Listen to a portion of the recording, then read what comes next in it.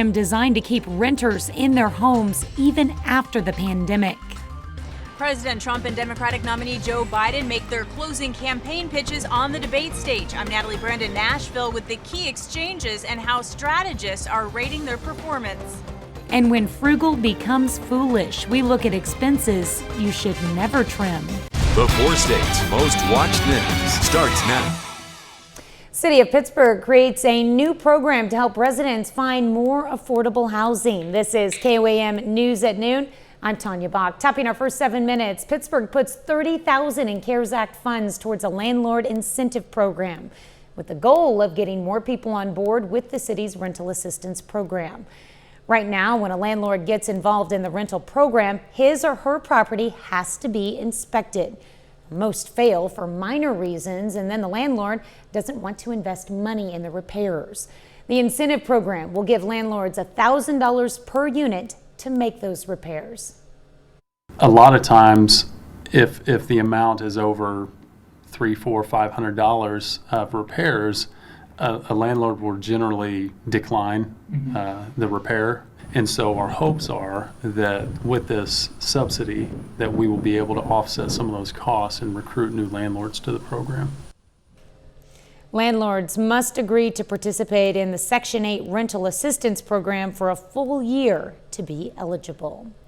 Pitt State football team will take the field for the first time this season on the 31st.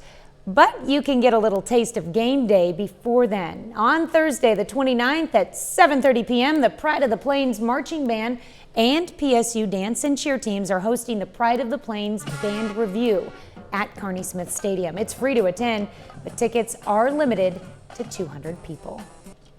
I think it'll be really fun. I've performed in stadiums before for like honor marching bands in high school or just pet bands kind of thing.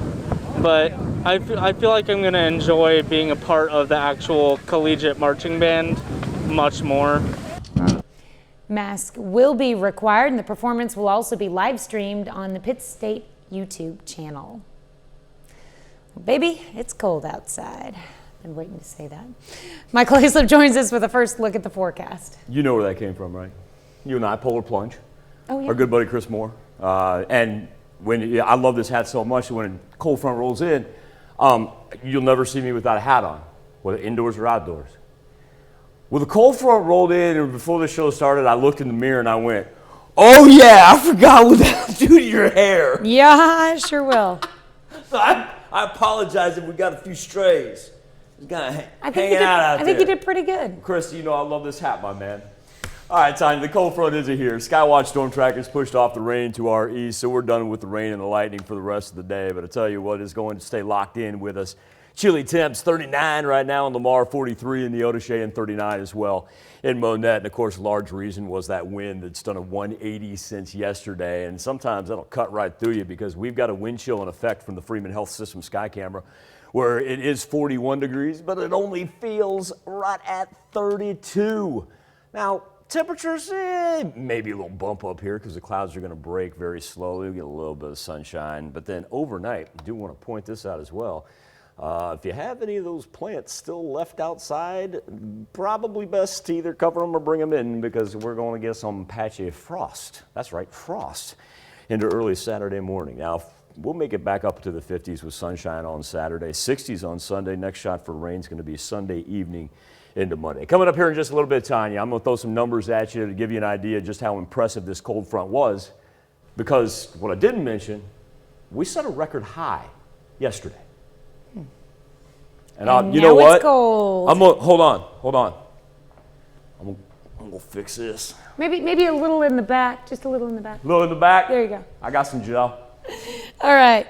Well, both candidates are claiming victory after last night's final presidential debate. It was a more civil and substantive affair this time between President Donald Trump and former Vice President Joe Biden as they focused on the issues with 11 days until the election and millions of votes already cast. Natalie Brand reports from Nashville. The candidates' differences were on display right off the bat when a maskless President Trump and a fully masked Joe Biden walked onto the debate stage. The first topic, the coronavirus pandemic. We're rounding the corner. It's going away. There's not another serious scientist in the world who thinks it's going to be over soon. The candidates also clashed over health care. I'd like to terminate Obamacare, come up with a brand new, beautiful health care. He's never come up with a plan. And race relations in America. I am the least racist person in this room. Abraham Lincoln here is one of the most racist presidents we've had in modern history. Biden went after the president over reports of difficulty reuniting hundreds of children separated from their parents at the border. Their kids were ripped from their arms and separated. And now they cannot find over 500 sets of those parents, and those kids are alone. They are so well taken care of. They're in facilities that were so clean. One exchange the Trump campaign is hoping to capitalize on is when Biden, on the topic of climate change, said he wants to move away from fossil fuels. Because it has to be replaced by renewable energy over time. Will you remember that, Texas? Will you remember that, Pennsylvania? This was the debate that Donald Trump needed, the best possible outcome for him. Joe Biden did what it is he needed to do. He was out there and he really just, he presented his case. With 11 days to go, the candidates and their campaigns will scatter across key battleground states today and over the weekend. Natalie Brand, CBS News, Nashville. Biden later clarified it's not his plan to get rid of fossil fuels, but to get rid of subsidies. The president returns to the campaign trail in Florida today, while the former vice president, holds an event in Delaware. 90 wastewater treatment sites in England, Wales, and Scotland will start testing sewage for coronavirus. The aim is to create an early warning system to detect local outbreaks before they spread. Scientists established earlier this year that the fragments of the virus's genetic material could be identified in human waste, and they can be detected even when there are only asymptomatic COVID-19 cases in the community. The project is a collaboration between central and local governments, along with academic institutions and water companies. That's a look at today's top stories and weather in our first 7 minutes. Up next on KOAM News at Noon, Money Talks. I'm Stacey Johnson. You know, everybody wants to cut back on those bills, but there are some expenses you really don't want to touch. Expenses you should never trim. That's just ahead on Money Talks News. And later we wrap up our tour of the nation's capital with a Mr. Food recipe for Lincoln's lemon custard pie. Many of us are looking at ways to cut expenses and add to our savings, but trimming some expenses could save now but end up costing you more later on. Money expert Stacey Johnson shows us some expenses that you can trim and others you shouldn't touch. Whether you're out of work, trying to build a nest egg, or simply cutting back, sometimes you need to trim those expenses. There's nothing wrong with trimming your expenses unless you go too far. Sure, a penny saved is a penny earned, but too much frugal could be foolish because you might just slice off more than you should. Example, car maintenance. Skipping oil changes might save you $30 today, but a seized engine could cost you $5,000 down the road. Something you might cut back on? Tune-ups. If your car's running well, it's probably okay. Next, auto insurance. Liability is a place you certainly don't want to trim, but you might drop collision if your car isn't worth much or if you think the benefit outweighs the risk. Then, your health. Skipping doses or cutting pills in half to extend prescriptions is dangerous, even if you're feeling fine. Better idea? Ask your doctor about generic substitutes or free samples. And finally, your home. Putting off needed maintenance or cutting insurance coverage can really hurt if something goes wrong.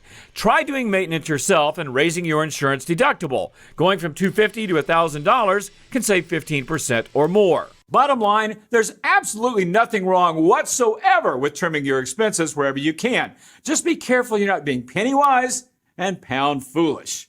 You want some legitimate ways to save? I've got them waiting for you right here at MoneyTalksNews.com. Just do a search for saving. For Money Talks News, I'm Stacey Johnson. As Stacey said, he's got lots more information and links at his website. Just to get there, just head over to our website at KOAMNewsNow.com and click on the Money Talks link. Still to come on the KOAM News at Noon, Mr. Food. Join us as our tasty tour of Washington continues and we whip up a presidential favorite. This one will definitely earn your vote.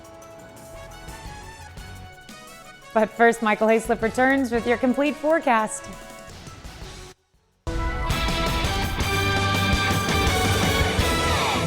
Live look outside the mothership here as the cold front has settled upon us. A couple things we're going to concentrate on. Number one, how cold did it get? And number two, we'll update our rain here after we actually pick some up this week. Now, a couple magic numbers to point out here on our weather trend from yesterday into today. Number one, we're going to talk about that 3 o'clock hour right in between there because that enabled us to set a record for October 22nd at Joplin Regional Airport. Don't ask me what happened at 10 o'clock. Everybody got us a coffee break. And we're like, we're not logging temperatures today. And then whoosh, there's when it hit, at least in Joplin, right there. Look at a 10-degree drop in between 2 and 4. How about a 20-degree drop there in between 2 and 6? So to put it in perspective, here's where we stand right now. 43 in Oswego, 41 in Carthage, 39 in Lamar, and a whole bunch of high 30s, low 40s. But remember, you can take about 7-8 degrees off of what we're seeing right here, and that gives you an idea of what it feels like. Magic number, minus 40. So we went from hot to not. Joplin set that October 22nd record, got up to 85 yesterday. That happened specifically at 2:38 in the afternoon. That broke the previous record of 84 degrees from 1963. Now at midnight, still 68 degrees at Joplin Regional Airport, but Chanute had fallen to 54 degrees. The interesting thing about that was Chanute also topped out at 85 degrees yesterday at Martin Johnson Airport. Still 3 degrees short of a record, but it gives you an idea. Everybody was up at 85 during the peak hours. But that was the indicator right there that this thing was going to sweep through. By 6 a.m., Chanute's down to 39, 8:30. Joplin's bottomed out at 41. So those are the two coolest temperatures that we recorded at the airport as the front rolled through. And that's a 46-degree difference in Chanute, 44-degree differential in Joplin. Like I said, minus 40, the magic number. Did a little research in Pittsburgh. Actually had Pittsburgh dropping some 48 degrees from yesterday's high to where it bottomed out this morning. Here's gives you an idea. This is just 24 hours. That's on the money as far as where we were at 12:16 on Thursday. 41-degree difference in both Carl Junction and Carthage, and everybody else very, very close to 40. Now, nice thing is, even with the cold front, we don't approach that record low for today. Got to go back to 1981, 28 degrees on October the 23rd. But I guess the positive aspect of this week as a whole is we were able to actually pick up some precipitation. Now, before we talk rain, I want to remind everybody up in our northwest quadrant right here, light purple, that is a freeze watch. Dark purple, freeze warning. I don't care if your county's not in the purple. You probably want to protect your vegetation, plants, and flowers that are outside because we are going to see some patchy frost come tomorrow. Now, the plants actually did kind of benefit when you go back to Saturday and take it all the way through Friday here. As we see, especially down here in southwest Missouri, anywhere from about 2 to 3 inches of rain. And remember, on the drought monitor, this is that area of extreme drought in the 4 states as well. So hopefully by the time we get the next monitor on Thursdays, remember that happens on Thursday, this area is actually going to get just a little relief. And it was nice and widespread. Really can't complain about the rain that we were able to pick up considering how dry we've been since beginning of July. Of course, wind's done at 180. That's why we got our wind chill. Seeing some gusts of 30 miles per hour, and it penetrated pretty deep. We're talking about 42 in Dallas-Fort Worth. It could play a little role in the World Series tonight, as a matter of fact. Usually your temperatures down there in Arlington should be about 60 at game time. But yeah, looks like it could be in the 40s. And remember, you've got one team from LA. You got another team that plays indoor at Tampa. They figured they're going to end up in Texas and everything was going to be fine, right? So we'll kind of stabilize for the 40s later this afternoon. Do want to point out as that rain pushes east, tomorrow is going to be dry up into the 50s. Sunday is actually going to make it into the 60s. The interesting thing about Sunday afternoon and evening is, oh, there we go again. We're going to pick up rain because guess what? It's on the backside of it, a cold front. And so that's why we've got the 40s and even a chance for some wintry mix on Tuesday. Yeah, it's going to be... This is an interesting week. I'm not ready for winter yet. We got a little taste of everything Definitely this not ready week, for winter yet. I know. I mean, with the record highs tomorrow or yesterday, I mean, right. And then as cold as it's going to get. get. We got rain. Ooh. That was the key part. Yes, we finally did. All right, thanks, Michael. We take this time to honor today's 4-state hero, Specialist Joseph Freeman in the U.S. Army. The soldier from Girard, Kansas, joined the 187th Infantry 101st Airborne Division based out of Fort Campbell, Kentucky in 1992. He served proudly until 1996. To Specialist Joseph Freeman, we thank you, our 4-state hero. Lemon custard pie. It was one of Honest Abe's favorites, and today Howard shows us how to make his version of Lincoln's lemon custard pie as the Mr. Food Test Kitchen wraps up its tour of D.C. As we wrap up our week-long tribute to our nation's capital, we knew we couldn't leave without visiting the Lincoln Memorial. I was in such awe as I stood toe-to-toe with a replica of our 16th president.